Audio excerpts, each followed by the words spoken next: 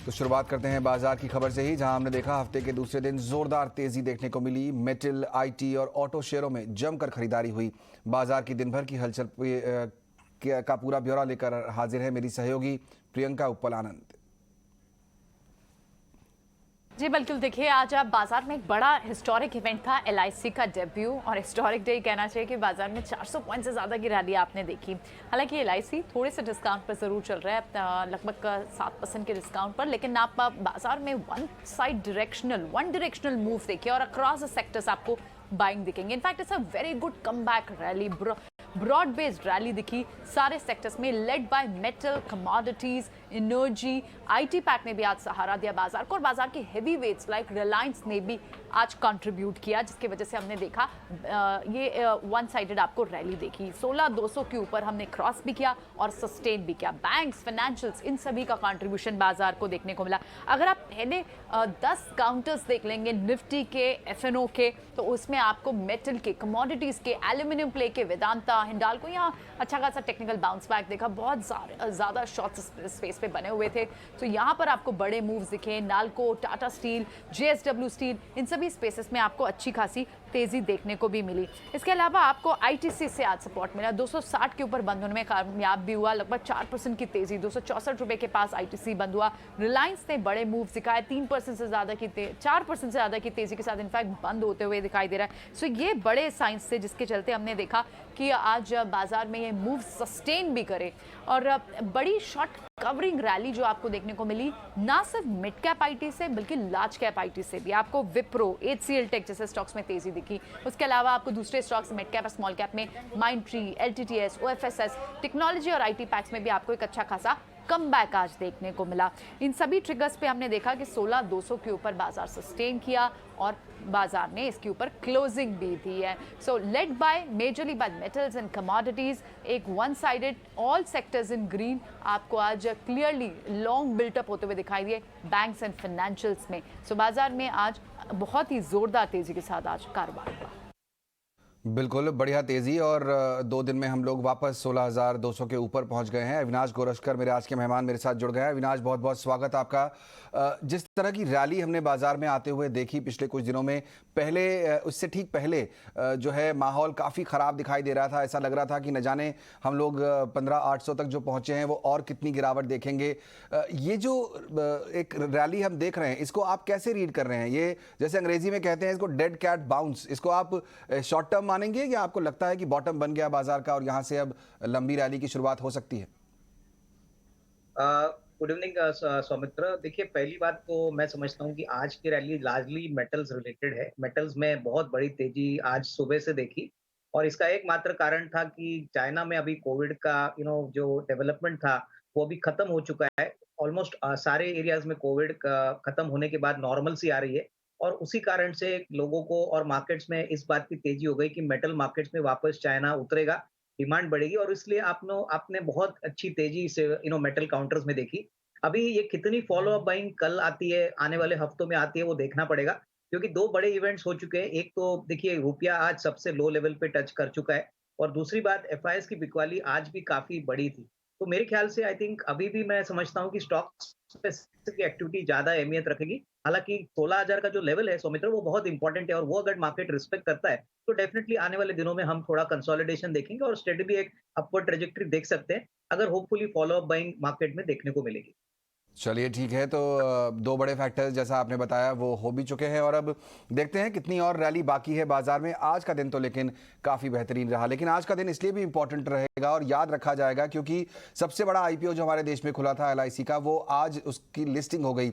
हालांकि कुछ कमज़ोर लिस्टिंग ज़रूर हुई। हमने देखा कि जो इशू प्राइस था उससे करीब 8.5-9% नीचे जाकर ये स्टॉक लिस्ट हुआ, लेकिन उसके बाद आगे क्या, तो मेरे सहयोगी अंकुर मिश्रा ने दीपम के सचिव तुहिनकांत पांडे से एक्सक्लूसिव बातचीत की है। आइए सुनते हैं उसका एक हिस्सा। एलआईसी के लिस्टिंग के बाद हमारे पास दीपम सेठी खुद बात करने के लिए है। सर, एलआईसी के आईपीओ में रिटेल शेयर धारकों का, पॉलिसी होल्डर्स का काफ़ी ज़बरदस्त रिस्पांस रहा, लेकिन अभी जो लिस्टिंग हुई है उसके बाद सरकार, जो कि सबसे बड़ी शेयर होल्डर है, वो कैसे कॉन्फिडेंस देगी इन्वेस्टर्स को?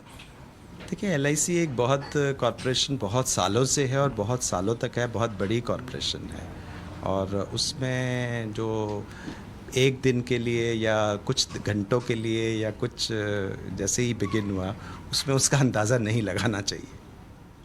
जी, लेकिन ओवरऑल अगर इन्वेस्टर्स की बात करें तो उनकी कंसर्न यही थी कि एलआईसी जो कि सालों से चली आ रही है, शायद इंश्योरेंस का सिनोनिम भी रहा है, लेकिन वो इन्वेस्टर्स के हित में कैसे काम करेगी? इसके लिए एलआईसी मैनेजमेंट ने अपने रोड शोज़ में, अपने इवेंट्स में और अपने जो उन्होंने पब्लिक को प्रेस कॉन्फ्रेंस दी है उसमें बताया है, और चेयरमैन एलआईसी ने बात की है एलआईसी 3.0। तो एक लिस्टिंग कंपनी कॉरपोरेशन के मुताबिक एक बैलेंस पॉलिसी होल्डर्स और शेयर होल्डर्स का एलआईसी बनाए रखेगी, ये मुझे आशा है। क्योंकि मार्केट अभी वोलेटाइल है और एलआईसी की लिस्टिंग भी शायद आप जैसा सोचते थे उस हिसाब से नहीं हुआ, लेकिन मार्केट आपके हाथ में नहीं है। लेकिन आगे के जो प्लान्स हैं उसमें खासकर आईडीबीआई बैंक में स्टेक सेल जो कि आपके रडार पर था, वहां पर अब कैसे सरकार चलेगी? क्या अभी भी मार्केट की कंडीशंस को शांत होने का वेट करेंगे या फिर आप अपने रोड मैप के हिसाब से इसी साल जाएंगे? नहीं, आईडीबीआई बैंक का जो सेल है वो एक स्ट्रेटेजिक सेल है, उसमें एक लंबा प्रोसेस होता है। तो एक्सप्रेशन ऑफ इंटरेस्ट किया जाता है और फिर किया जाता है, और उसको 9 महीने से 1 साल तक लगते हैं। तो वो प्रोसेस तो अपनी जगह पे चालू हो रहा है और अग्रसर है और रोड शोज़ हो रहे हैं। उसके मुताबिक फिर एक्सप्रेशन ऑफ इंटरेस्ट लाने की हमें आशा है। अगर बीपीसीएल की चलिए, तो यहाँ पर दीपम सेक्रेटरी बताते हुए कि किस तरह से आईडीबीआई बैंक पे कंपनी का प्लान है, लेकिन सरकार का प्लान है, माफ़ कीजिए। लेकिन एलआईसी के लिस्टिंग के बाद ही हमारे संवाददाता अंकुर मिश्रा ने एलआईसी के चेयरपर्सन एमआर कुमार से भी बातचीत की और उन्होंने कहा है कि निवेशकों को इस शेयर में फिलहाल बने रहना चाहिए। पॉलिसी होल्डर्स और खासकर जो रिटेल निवेशकों ने जो पैसा लगाया है एलआईसी में, आज की लिस्टिंग के बाद आप क्या कहना चाहेंगे कि उनको क्या उम्मीदें होनी चाहिए एलआईसी से? देखिए, जिन्होंने पैसा लगाया उनको मैं सिर्फ ये कहना चाहूँगा कि शेयर मार्केट में पैसा लगाने के बाद ही मस्ट स्टे, है ना। Time in the market is more important than timing the market. वो लोग जानते हैं, और जो नए लोग हैं they may not even know that. So that is a message for them that जितना पैसे आपने लगाया है please hold on to the shares. Avinash, आप क्या सलाह दे रहे हैं इस समय अपने जो क्लाइंट्स हैं उनको, क्योंकि एलआईसी के चेयरमैन भी कह रहे हैं कि time in the market is more important then timing the market, और कई एक्सपर्ट्स ने कहा कि प्राइसिंग तो फिर भी ठीक थी, लेकिन जो है इस समय मार्केट सिचुएशन अच्छी नहीं है, इसलिए हमने लिस्टिंग आज कमज़ोर देखी एलआईसी पर। अब आगे जिसके पास शेयर है उसको, और अब जो नए निवेशक आना चाहते हैं उसको आप क्या सलाह दे रहे हैं? तो एलआईसी का जब इशू सुलझाया था तभी हमने उनको क्लियरली बोला था कि आप कोई बड़ा बम्पर लिस्टिंग गेन एक्सपेक्ट ना करें। अगर कम से कम 1.5-2 साल का नजरिया है तो ही इसमें खरीदारी करें। और अभी भी मैं कहता हूं कि करंट प्राइस जो 7-8% डिस्काउंट पे शेयर लिस्ट हुआ है, मेरे ख्याल से बहुत ही बेहतरीन मौका है उन इन्वेस्टर्स के लिए जिनको 1.5-2 साल का नजरिया एलआईसी में इन्वेस्ट करना है। Definitely medium to long term में जो रिस्क रिवॉर्ड है वो काफी अच्छा है। काफी लेवल तक एफिशिएंसीज और नए प्रोडक्ट्स और ऑब्वियसली ऑपरेटिंग बेनिफिट्स एलआईसी को मिलेंगे। तो शॉर्ट टर्म में डेफिनेटली डिसअपॉइंटमेंट है, क्योंकि 7-8% पहले दिन नेगेटिव खुलना अच्छी बात नहीं है। लेकिन लॉन्गर टर्म के लिए मुझे लग रहा है कि ऐसे काफी कंपनीज है जिन्होंने अपनी लिस्टिंग हिस्ट्री बहुत खराब करी, लेकिन उसके बाद अच्छा रिस्क रिवॉर्ड इन्वेस्टर्स को दे चुके हैं। तो मेरे ख्याल से I think we should not completely write off the company. हमको लॉन्ग टर्म के नजरिए से यहाँ पे होल्ड करना चाहिए, और जिनके पास समय है 1.5-2 साल का, वो डेफिनेटली यहाँ पे निवेशित रहिए। ओके, अगर आपके पास 1.5-2 साल का समय है तो निवेशित रह सकते हैं। ये बात जितने भी एक्सपर्ट से हमने आज बात की एलआईसी के लिस्टिंग के बाद, सबने ये बात कही कि आपको आज की लिस्टिंग को देखकर निराश होने की ज़रूरत नहीं है। हाँ, आज 8-9% नीचे लिस्ट हुआ, करीब 7.25% नीचे बंद हुआ एलआईसी का स्टॉक, लेकिन अब यहाँ से जो है आगे साल, 1.5 साल, 2 साल, उससे ज़्यादा का समय अगर आपके पास है तो इसमें आप बने रह सकते हैं, आपको अच्छे रिटर्न्स की उम्मीद ज़रूर है। नितिलेश पावस्कर भी जुड़ गए हैं हमारे साथ, हमारे आज के एक और मेहमान। नितिलेश, बहुत बहुत स्वागत आपका। जैसा अभी हम चर्चा कर रहे थे अविनाश के साथ कि आज की जो रैली थी बाजार में वो मोस्टली मेटल्स लेड थी। हिंडाल्को को आप देखिए करीब करीब 10% ऊपर बंद हुआ है, टाटा स्टील 7-7.5% ऊपर, JSW स्टील 6.5% ऊपर। और ये तो मैं सिर्फ निफ्टी के आपको मेटल्स काउंटर बता रहा हूं। मेरा सवाल आपसे ये है नीतिलेश कि इस समय अब अगर, क्योंकि ये रैली शुरू हो गई है और अपने हायर लेवल से काफी गिरे थे मेटल स्टॉक, क्या अभी कोई स्टीम बाकी है या आप लेट हो गए हैं मेटल्स में राइड करने के लिए? कोई पिक होगा मेटल स्पेस से आपका? सर एक चीज मैं यहाँ पे कहना चाहूंगा, जो भी आज कुछ रैली आई है मुझे नहीं लगता कि ऊपर में सस्टेन होगी। हालांकि कल हम लोगों ने क्लाइंट्स को बाइंग का रिकमेंडेशन दिया था, लेकिन आज जाते जाते हम लोगों ने प्रॉफिट बुक भी करवाया है।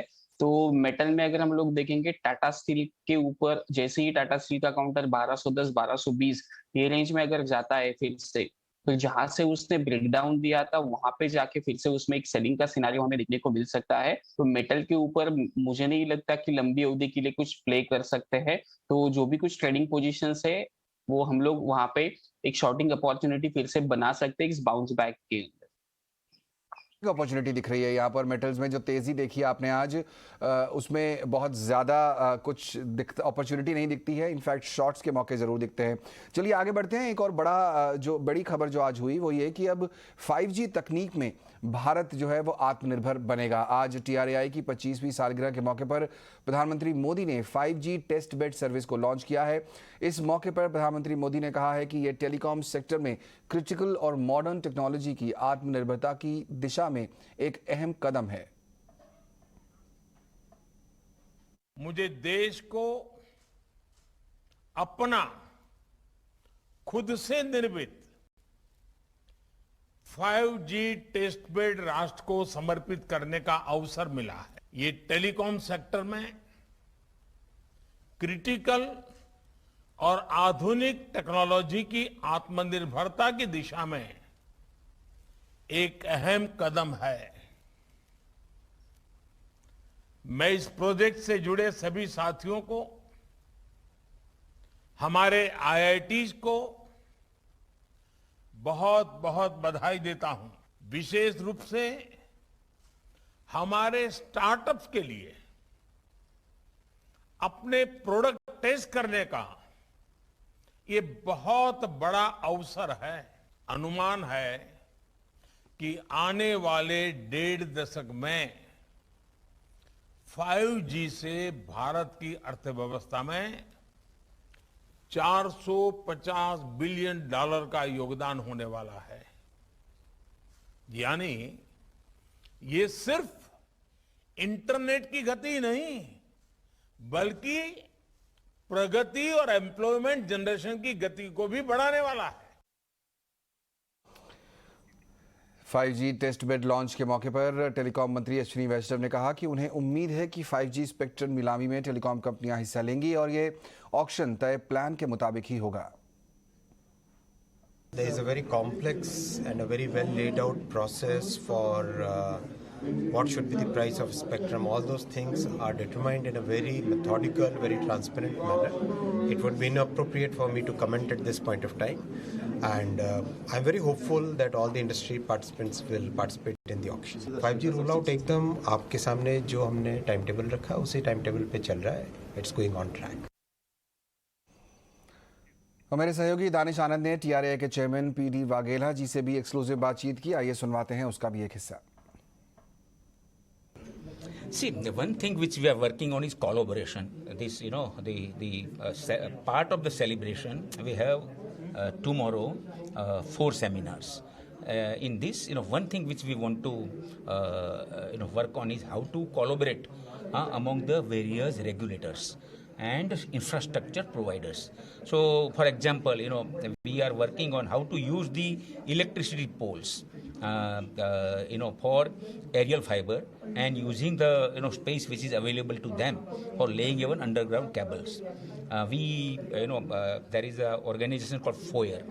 This is the forum for the regulators, in which we had formed a committee. That committee gave us recommendations. We made presentation before the chairman of the state electricity regulatory authorities, and with the help of Central Electricity Regulatory Authority, and they all have responded very well. The idea is basically that it's a win-win situation. How that if the electricity poles will be used and to lay the fibers, the cost is very low. They don't have to dig the land and then pay to the local authority or to the state government. Then aerial fibers are just laid. The rollout is very fast. That is second thing. Also, the DISCOMs and the electricity company also gets benefit in form of finding out the cases of theft by using a better digital 5G technology. Also, they can use 5G technology for better distribution, reduction in the transmission loss, so that and then the smart metering. So these are the possibilities. So it's a win-win situation. They will also get some revenue. At the same time, the cost of the telecom operators will also go down. Same way, we have started 4 pilot projects. One for the Kandla port, one is at the Delhi airport, the third is metro, rail in Bangalore, and fourth is Bhopal smart city. So here, again we are working this, that which are the infrastructure available with you, electricity poles or the other poles and other infrastructure which can be used by us. In turn, they will also get the best digital infrastructure which they can use for their own operations, and especially the passengers who are coming over there. So the passenger, suppose a person who at the airport, and he wants to access to some 5G technology based applications or services, the connectivity will be there. So it's collaborations in which everybody gains. And if you don't do this collaboration, we are working in silos. And the collaboration, reduces the cost. At the same time, the synergic impact is very, very big. Avinash, ये जो 5G अब आने वाला है देश में, telecom कंपनियां काफ़ी हद तक बुलिश ज़रूर हैं, लेकिन एक बड़ी चिंता ये है कि क्या कस्टमर अब हायर रेट्स देने को तैयार होगा, क्योंकि जो आदत अभी तक भारतीय टेलीकॉम कस्टमर्स को है वो ये कि कम बिल में ज़्यादा काम हमारा होना चाहिए, तो उनके जो आरपूज हैं वो भी इम्पैक्ट होते हैं। आप कैसे रीड कर रहे हैं ये जो नई टेक्नोलॉजी आ रही है, और जाहिर तौर पर इसका इम्पैक्ट कैसे ट्रांसलेट होगा जो हमारे लिस्टेड एंटिटीज़ हैं, चाहे वो भारती है, वोडाफोन है, BSNL है, उन पर क्या देखते हैं आप?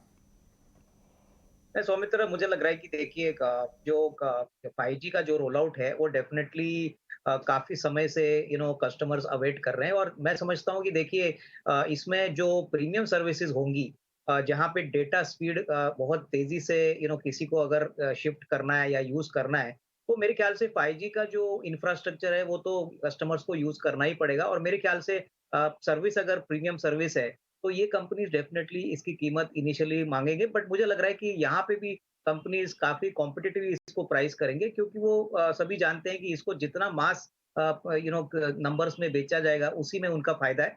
मेरे ख्याल से टेलीकॉम सर्विसेज में बहुत वैल्यू एडिशंस आने की अपेक्षा है। 5G एक ऐसा रेवोल्यूशन है जो फॉरेन कंट्रीज में ऑलरेडी आ चुका है और यहाँ पे आएगा, तो मेरे ख्याल से काफी हद तक जो इंटरनेट ड्रिवन बिजनेसेस है वो डेफिनेटली यहाँ पे 5G को जरूर अडॉप्ट करेंगे। तो मुझे नहीं लगता है कि कीमतों में कोई इश्यू होगा। प्रीमियम अगर आता भी है तो जो प्रीमियम कस्टमर्स है वो प्रीमियम देने के लिए तैयार होंगे, और जो मास कस्टमर्स है उनके लिए अभी भी 4G चलेगा। तो मेरे ख्याल से 5G और 4G at least for the time being will को एग्जिस्ट, और 5G definitely initially premium products offering में किया जाएगा।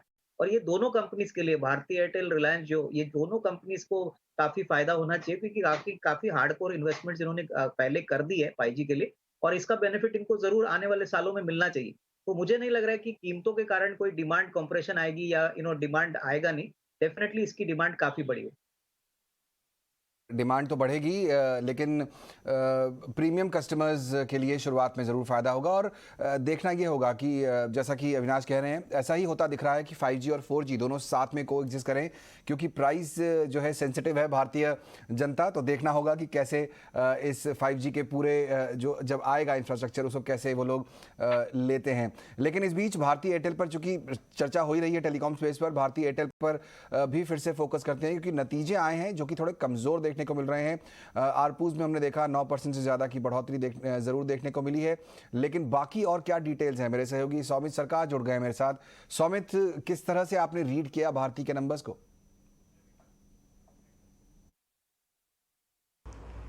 भारतीय एयरटेल के अगर कंसोलिडेटेड नंबर्स अगर हम देखते हैं तो हल्का सा एक मिस आया है एनालिस्ट एस्टिमेट्स के सामने।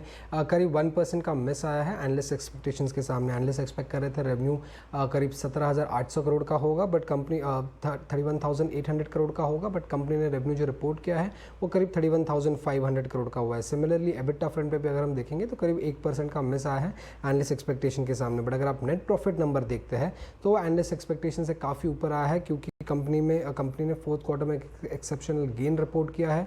उसी के साथ अगर हम देखते हैं तो फाइनेंस कॉस्ट भी क्यू ऑन क्यू बेसिस पे कम था, और कंपनी का जो अदर एक्सपेंसेस था वो भी एक शार्प 10% का ड्रॉप दिख रहा है ऑन अ सिक्वेंशियल बेसिस। अब अगर आप इंडिया मोबाइल बिजनेस देखते हैं जो कि बिजनेस है भारतीय एयरटेल का, वहाँ पे नंबर काफ़ी अच्छे आए हैं। रेवेन्यूज़ 9.5% से इंक्रीज़ हुआ है, एबिटा भी 12% से इंक्रीज़ हुआ है। आरपू जो की नंबर है वो 9% से इंक्रीज़ होकर 178 रुपीज़ पर यूज़र पर मंथ आया है। और सब्सक्राइबर बेस भी अगर हम देखते हैं तो प्रीटी मच स्टेबल रहा है ऑन सिक्वेंशियल बेसिस। करीब 32.6 करोड़ सब्सक्राइबर बेस था, तो stable subscriber base, higher ARPU, इन दोनों फैक्टर्स की वजह से इंडिया मोबाइल बिजनेस का जो रेवेन्यू और बिजनेस ग्रोथ है वो काफ़ी अच्छा आया है। बट अगर हम अभी ब्रॉडबैंड बिजनेस देखते हैं तो उसमें भी काफ़ी स्ट्रॉन्ग ग्रोथ रिपोर्ट किया है। रेवेन्यू और एबिटा करीब 10% से ग्रो हुआ है on a sequential basis. But DTH business जो था उसमें थोड़ा सा सबड्यूड ग्रोथ आया है, इनफैक्ट रेवेन्यू डिक्लाइन हुआ है on a sequential basis. But enterprise business का अगर हम देखते हैं तो numbers pretty much in line है एनालिस्ट एक्सपेक्टेशन के सामने। अब चूंकि एयरटेल लास्ट टेलीकॉम कंपनी था नंबर्स रिपोर्ट करने के लिए, अगर हम जियो और वोडाफोन आइडिया से परफॉर्मेंस कंपेयर करते हैं तो एयरटेल का जो ग्रोथ है वो काफ़ी अच्छा हुआ है कंपेयर टू जियो और वोडाफोन आइडिया, और ये लगातार दूसरे क्वार्टर के लिए हमें अच्छा ग्रोथ देखने को मिला है एयरटेल में। और ये भी याद रखिएगा, एयरटेल फोर्थ क्वार्टर में ओनली ऑपरेटर था जिसने यूज़र बेस बढ़ाया है। इनफैक्ट जियो और वोडाफोन आइडिया का यूज़र बेस घटा है ऑन अ सिक्वेंशियल बेसिस, और एयरटेल का इंक्रीज़ हुआ है by around 1.2% compare to last quarter अगर हम देखते हैं तो। शुक्रिया सौमित उस पूरे एनालिसिस के लिए। तो वो भारतीय एयरटेल के नतीजे। चलिए, वक्त हो गया है शो में ये जानने का कि मेरे मेहमान कौन से आइडियाज़ लेकर आए हैं आज आपके लिए। वक्त है वीआईपी शेयर्स का।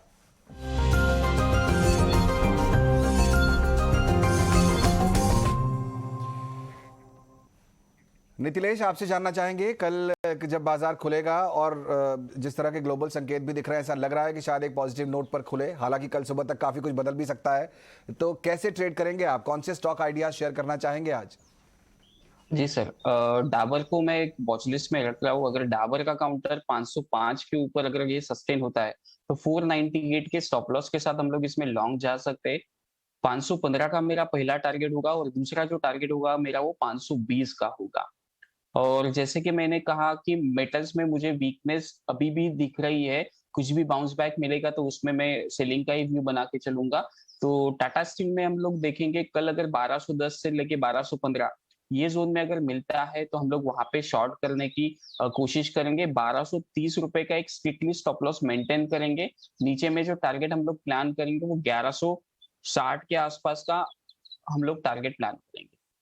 ओके, जैसा कि आपने पहले भी कहा, करेक्ट मेटल्स पर आपको लग रहा है कि जो रैली देखने को मिली है उसमें आपको सेल अपॉर्चुनिटी ढूंढनी चाहिए। टाटा स्टील आपके सामने, इसके अलावा डाबर में एक बाय कॉल इनिशिएट आप कर सकते हैं।